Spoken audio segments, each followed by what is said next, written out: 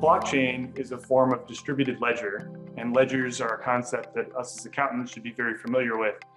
And what's unique about it is it allows a group of participants to agree using some kind of consensus mechanism what transactions or data to append to the ledger at various points in time.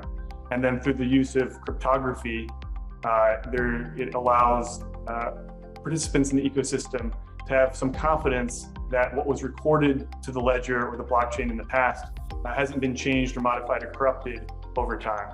Over the past 4 or 5 years or so, I'd say we've seen a lot of kind of development into what we think about as market segments.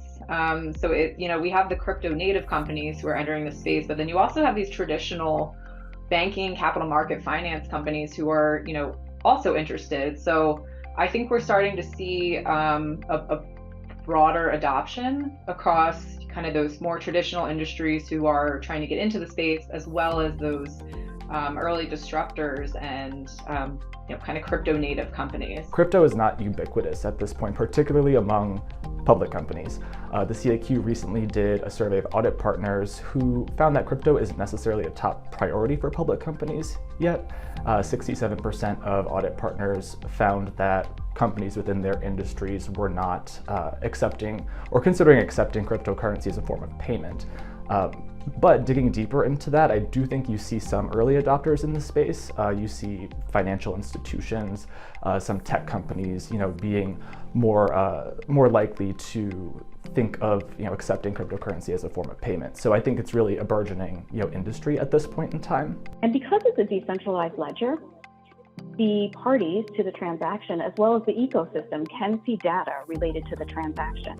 Unlike a typical general ledger in which that's private to the company and only the company is seeing that information.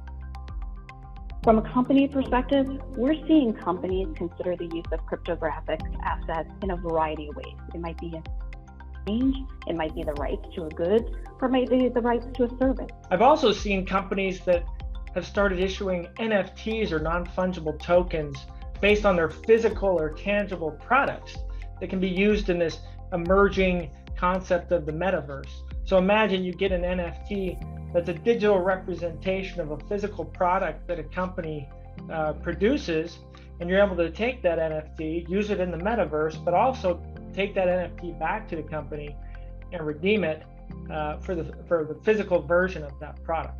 The nature of the blockchain removes some of the intermediaries in traditional lending, and lending crypto does provide another way for holders of crypto to receive a return on investment of their underlying crypto because they get a fee for the assets as they're lent out.